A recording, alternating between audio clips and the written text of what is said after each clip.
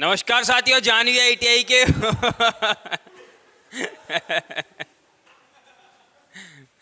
चल ठीक है। देखिए हमारे आज के जो टॉपिक होने वाले हैं ना, चुंबक से रिलेटेड है। चुंबक की काफ़ी क्लासेस ली और सफलतापूर्वक लेसन कंप्लीट होने जा रहा है। ये इसकी सेकंड लास्ट क्लास है, इसके मतलब इसके बाद इसकी एक क्लास हो रही होने और इम्पोर्टेंट चीज़ों पर आज हम नियमों पर चर्चा करने वाले हैं। ठीक है, आज तक आपने सिर्फ मात्रक पढ़े, अभी तक जितनी भी क्लासें ली मात्रक पढ़े, परिभाषाएं पढ़ी, हर एक चीज़ को हमने समझ लिया। लेकिन आज हम पढ़ने वाले हैं नियम। कुछ प्रकार के नियम होते हैं, किसने किसकी खोज की, किसने क्या बताया चुंबक के बारे में, उन सभी के बारे में अध्ययन करने वाले हैं। तो सबसे पहले तो आप सभी से निवेदन है कि शांति बरकरार रखिएगा, ठीक है, वरना हम यहाँ पे अशांति फैलाएंगे। अब शुरुआत कर रहे हैं हम। यहाँ पर सबसे पहले हमारे पास जो बात आती है चुंबकत्व का सिद्धांत, विद्युत चुंबकत्व का सिद्धांत। विद्युत चुंबकत्व का सिद्धांत सबसे पहले किसने दिया भाई? ओस्ट्रेड ने दिया। किसने दिया? ओस्ट्रेड। ठीक है, विद्युत चुंबकत्व का सिद्धांत ओस्ट्रेड ने दिया। अब विद्युत चुंबकत्व का सिद्धांत ओस्ट्रेड ने दे तो दिया, लेकिन अब जानना यह जरूरी है कि सर ओस्ट्रेड ने एक्चुअल में दिया क्या। ठीक है, तो अब वो बताते हैं। तो यहाँ पर क्या है कि एक चालक था, एक वायर है, मान लीजिए एक कंडक्टर है, ये वायर है, एक तार है, इसके अंदर यहां से फेस दिया जा रहा है, यहां से न्यूट्रल निकल रहा है। यहां पर ये क्या है? वायर है, एक नॉर्मल वायर, इसके अंदर मान लीजिए करंट फ्लो हो रहा है। ठीक है, इसके अंदर करंट फ्लो हो रहा है। ओस्ट्रेड ने बताया कि अगर आप इस चालक के पास किसी चुंबक की कील को लेकर के जाते हो, अगर इस चुंबक की कील को लेकर के अगर आप जाते हो, तो ये जो चुंबक की कील है ना, ये आगे पीछे भगने लगेगी, आगे पीछे भगने लगेगी। मतलब आपका कंपास आपने देखा होगा, कंपास में क्या होता है, एक कील पर यहाँ पर दूसरी कील टिकी हुई होती है। तो यहाँ पर ये कंपास की ये वाली जो कील होती है ना, मूव होती है, मतलब घूमती रहती है। अब यहाँ पर इसने यही कहा है कि अगर आप ऐसी कोई कील को इस चालक के पास लेकर के जाते हो, तो यहाँ पर ये जो कील है ये आगे पीछे घूमने लगेगी या फिर उसमें कुछ प्रतिक्रिया आपको देखने को मिलेगी। तो इसका मतलब है चुंबक में और करंट के अंदर कोई ना कोई संबंध है। तो ओस्ट्रेड ने यही कहा कि यहाँ पर चुंबक और करंट के अंदर कोई ना कोई संबंध है। ये किसने बताया? सबसे पहले ये बताया था ओस्ट्रेड ने। कौन सी सन में बताया था भाई? 1819 के अंदर ये बताया गया था ओस्ट्रेड ने। ओस्ट्रेड ने दिया चुंबकत्व का सिद्धांत, विद्युत चुंबकत्व का सिद्धांत। समझ में आ गया? तो ये हो गया विद्युत चुंबकत्व। भाई विद्युत चुंबकत्व में क्या होता है भाई? खड़ा हो जा भाई। हाँ ठीक है, बैठो, दुख मत पाओ, है ना? हाँ, दुख नहीं पाना। तो यहां पर क्या बताया भाई ओस्ट्रेड ने? एक धारावाही चालक के पास अगर आप किसी चुंबक की कील को लेकर के जाते हो, तो उस कील के अंदर कुछ ना कुछ प्रतिक्रिया आपको देखने को मिलेगी, मतलब चुंबक की कील में कुछ प्रतिक्रिया होगी। तो यह है विद्युत चुंबकत्व का नियम। किसने दिया? ओस्ट्रेड ने दिया। कौन सी सन में दिया? 1819 में दिया। समझ में आ गया? तो ये तो हो गया चुंबकत्व का सिद्धांत। अब इसके बाद में आती है धारावाही चालक, सीधे धारावाही चालक के लिए। भाई ठीक है, ओस्ट्रेड ने ये तो बता दिया, लेकिन अब हम ये जानना चाहते हैं भाई कुछ ना कुछ इसके अंदर हो रहा है, तो इसका मतलब इसके अंदर भी मैग्नेट बन रहा है। भाई ये हिल रहा है, डुल रहा है, कुछ भी प्रतिक्रिया दे रहा है, तो क्यों दे रहा है? भाई इसके पास दूसरी मैग्नेट लाई गई है। अब इसका मतलब चालक के अंदर मैग्नेट भी है, मतलब चालक चुंबक भी बना रहा है। इसको ये पता चल गया ओस्ट्रेड को। लेकिन यहाँ पर यह जरूरी है कि जो चुंबक बन रहा है उसकी डायरेक्शन क्या है और उसके अंदर करंट की डायरेक्शन क्या है। इसीलिए यहाँ पर सीधे धारावाही चालक हेतु, ठीक है, कोई सीधा तार है, ये सीधा तार है, इस तार के लिए इसके अंदर चुंबकीय क्षेत्र की दिशा किस ओर है और करंट की दिशा किस ओर है, उसके लिए दो नियम है। सबसे पहले बात आती है दाएं हाथ की नियम की। भाई दाएं हाथ का नियम, दाएं हाथ के नियम दो होते हैं। एक तो फेराडे का होता है, फेराडे का डीसी मोटर जनरेटरों में लगता है, यहाँ पर वो नहीं लगेगा। यहाँ पर सिर्फ और सिर्फ दाएं हाथ का नियम है, जो किसी चालक के अंदर चुंबकीय क्षेत्र की दिशा और चालक के अंदर या फिर करंट की दिशा देखने के लिए यूज में लिया जाता है। तो यहाँ पर ये मेरा कौन सा हाथ है भाई? ये बाया है ना, तो ये दाया हो गया। समझ में आ गया भाई? ये दाया हाथ है। मैं किसी चालक को, मान लीजिए ये तार है मेरे पास, ये एक धारावाही चालक है, इसके अंदर से करंट फ्लो हो रहा है। अब मैं इसको इस तरह से पकड़ लेता हूं, क्या होगा? करंट आएगा, है ना? तो इसके ऊपर इंसुलेशन कुछ लगा लेंगे अपन। तो यहाँ पर इस तरह से मैं इसको पकड़ता हूं, तो यहाँ पर ये जो अंगूठा है ये बताएगा मेरे को करंट की डायरेक्शन, मतलब करंट जो है ना इधर से आ रही है, इस चालक के अंदर करंट यहाँ से आकर के इधर से निकल रही है। और ये जो उंगलियां है ये बता रही है, क्या बता रही है भाई? चुंबकीय क्षेत्र की दिशा। मतलब इस तार की अगर मैं बात करूं तो इसके अंदर चुंबकीय क्षेत्र की दिशा ये रही, ठीक है, और इसके अंदर करंट की डायरेक्शन क्या रहेगी? ये रहेगी। कैसे? सॉरी, उल्टी रहेगी, इस तरह से। ये देखिए मैंने इस तरह से पकड़ा, मतलब इस चालक के अंदर चुंबकीय क्षेत्र की दिशा तो इस प्रकार से घूमती हुई रहेगी, और करंट की डायरेक्शन ये तीर दर्शा रहा है, जो कि हमारे अंगूठे से हमने पता लगाया, अंगूठे ने हमें करंट की दिशा बताई है। समझ में आ गया? तो ये होता है दाएं हाथ का नियम, जो कि एक सीधे धारावाही चालक हेतु काम में लिया जाता है। ठीक है सर, हो गया। अब हमारे पास एक हाथ नहीं है, दायां हाथ नहीं है, बायां हाथ ही है। अब आप मेरे को ये बताओ कोई दूसरा तरीका बताओ। तो इसका एक सीधा सिंपल सा है, मैक्सवेल का कॉर्क स्क्रू नियम। मैक्सवेल ने एक नियम दिया। मैक्सवेल ने क्या किया, पेच जानते हो, पेच, कसने वाले पेच। तो यहां पर मान लो कि ये तार है, ठीक है, ये एक तार है। इस तार के अंदर अगर आप यहां पर पेच कसते हो तो इसके अंदर करंट की डायरेक्शन आगे की ओर रहेगी। ठीक है, करंट की डायरेक्शन आगे की ओर, जिस ओर पेच अंदर की ओर जाएगा करंट की डायरेक्शन वो रहेगी। और जिस ओर कसा जा रहा है, भाई पेच को हम इसी तरह से कसते हैं ना, इस ओर कसते हैं, तो इसके अंदर चुंबकीय क्षेत्र की दिशा ये रहेगी। मतलब घूमने वाली दिशा चुंबकीय क्षेत्र की होगी और अंदर जाने वाली करंट की दिशा होगी। ये होता है कॉर्क स्क्रू का नियम। ठीक है, स्क्रू आप उठाओ, स्क्रू आप जब पेचकस से कसोगे तो इस तरह से कसोगे। मतलब आप अगर किसी वायर के अंदर स्क्रू इस तरह से कसते हो तो वो स्क्रू बताता है कि स्क्रू जो अंदर की ओर जा रहा है, करंट की दिशा नीचे की ओर जा रही है, और स्क्रू कसेगा किस ओर, इस ओर कसेगा। ठीक है, तो इसके अंदर चुंबकीय क्षेत्र की दिशा इस तरह से रहेगी, इस चालक के चारों ओर।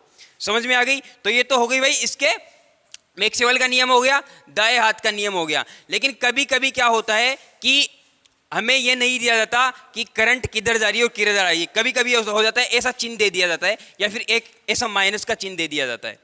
ठीक है, इसका मतलब यह है कि कोई तार है हमारे ऊपर से जा रहा है, इस तरह से ऊपर से जा रहा है। ठीक है, इस तरह से ऊपर से जा रहा है। इस तार को मैं ऐसे पकड़ सकता हूं। ठीक है, इस तरह से पकड़ करके मैं इस तरह से पकड़ता हूं, ये मैंने तार को पकड़ लिया।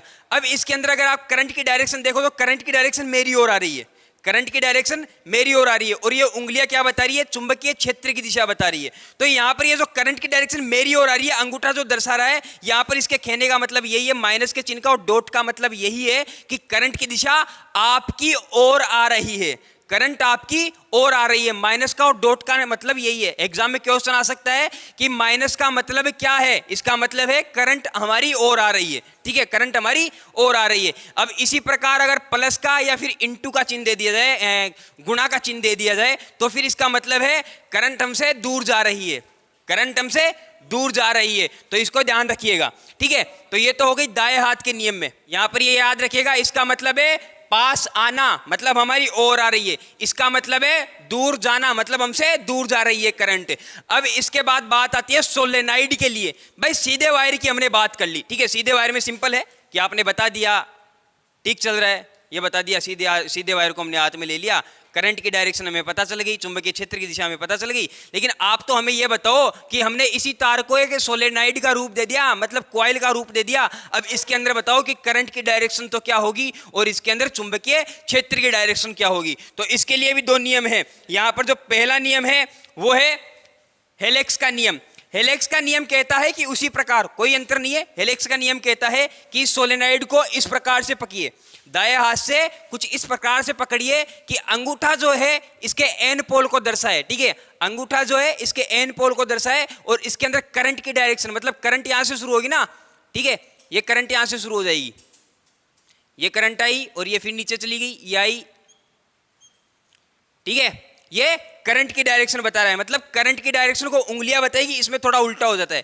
पहले तो क्या हो रहा था, सीधे चालक के अंदर तो ये उंगलियां जो है ना चुंबकीय क्षेत्र की दिशा को बता रही थी, लेकिन यहां पर इस कॉइल के अंदर ये जो उंगलियां है करंट की डायरेक्शन को बताएगी, और अंगूठा क्या बताएगा, एन पोल को बताएगा। मतलब क्या होगा कि ये एक अच्छा, मतलब बड़ा चुंबक बन जाएगा ना, सभी कॉइलें मिलकर के क्या बनाएगी, एक बड़ा चुंबक बनाएगी। और जो चुंबक की बल रेखा है कहां जाती है भाई, एन से एस की ओर जाती है, तो बल रेखाएं एन से निकलेगी। तो यहां पर अंगूठा क्या बताएगा, इस एन पोल को ही बताएगा, और उंगलियां क्या बताएगी, इसके अंदर करंट की दिशा को बताएगी, सोलेनाइड को।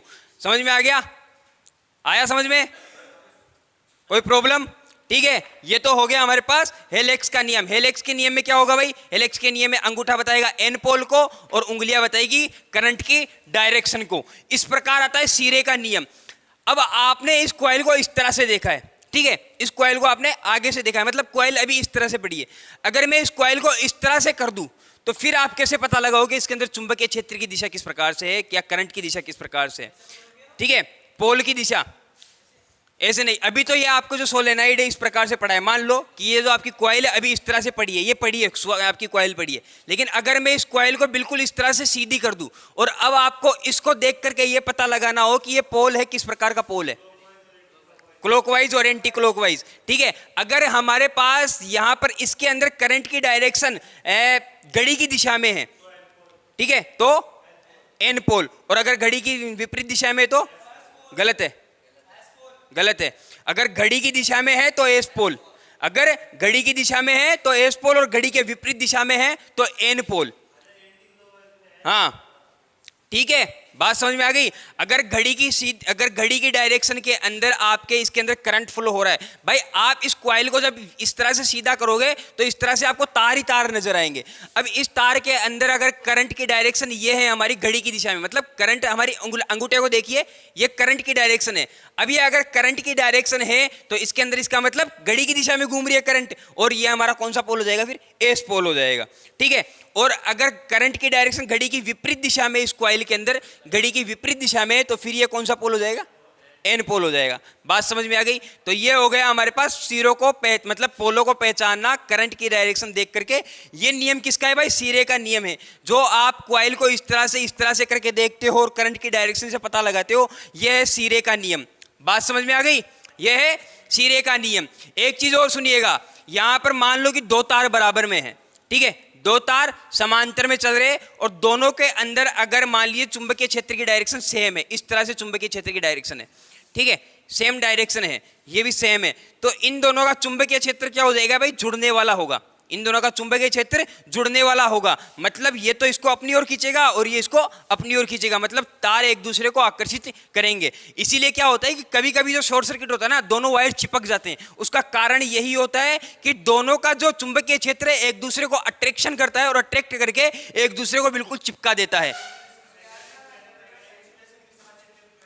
इंसुलेशन के साथ ही हो जाता है, क्योंकि जो चुंबक कभी कभी इतना प्रबल बन जाता है, जैसे ही करंट ज्यादा आता है चुंबक हाई बनता है, और चुंबक हाई बनते ही वो उसको भी साथ में चिपका लेता है। और अगर मान लो कि यहां पर करंट की डायरेक्शन इसके उल्टी दिशा में हो तो ये एक दूसरे को प्रतिकर्षित करेगा, ये एक दूसरे को प्रतिकर्षित करेगा भाई। लेकिन एक चीज याद रखिएगा कि यहां पर मान लो कि अगर इनकी डायरेक्शन एक ही और है, चुंबकीय क्षेत्र की डायरेक्शन एक ही और है, तो यहां पर अगर एन पोल बनेगा तो यहां पर भी एन पोल ही बनेगा। ये पोल एक दूसरे को प्रतिकर्षित करते हैं, जो पोल होते हैं वो एक दूसरे को प्रतिकर्षित करते हैं, एक दूसरे को पास नहीं आने देते। अब इसका उदाहरण आपको मैं बताता हूं। कभी कभी जब दो तार आपस में शॉर्ट होते हैं तो दो तार एक दूसरे को दूर भी भेजते हैं, ठीक है, दूर भी भेजते हैं, तो उसका यही कारण है कि वहां पर पोल समान होते हैं, ठीक है, वहां पर पोल समान होते हैं। तो ये चीजें आपको ध्यान रखनी है। विद्युत चुंबकत्व का सिद्धांत है, सिरे का नियम, दाएं हाथ का नियम, मैक्सवेल का नियम सोलेनाइड के लिए, ठीक है, मतलब कॉइल के लिए हेलिक्स का नियम और सिरे का नियम। कोई दिक्कत इनमें, प्रॉब्लम, आपत्ति, क्या बता? हाँ, अगर कोई भी समस्या है तो आप बिल्कुल मेरे को बता सकते हैं, भाई सर ये चीज समझ में नहीं आई, दोबारा समझाऊंगा, आप बोलोगे पर्सनल समझाओ तो पर्सनल समझाऊंगा, आप बोलोगे घर चल के समझाओ तो मैं घर चल के समझाऊंगा, ठीक है। हाँ, और अगर आपको कोई समस्या है तो कमेंट कर दीजिएगा, ठीक है। धन्यवाद, मिलते हैं इसी प्रकार के धमाकेदार वीडियो में फिर से। उम्मीद है कंटेंट अच्छा लगा होगा। कंटेंट अच्छा लगा है भाई तो चैनल को सब्सक्राइब करके बेल आइकन को ऑन कर लीजिएगा, अपने सभी साथियों में वीडियो को शेयर कर दीजिएगा। ये बात मैंने शुरुआत में नहीं बोली क्योंकि हमारे भैया जी को हंसी आ रही थी, ठीक है। तो धन्यवाद, मिलते हैं नेक्स्ट वीडियो में। धन्यवाद साथियों।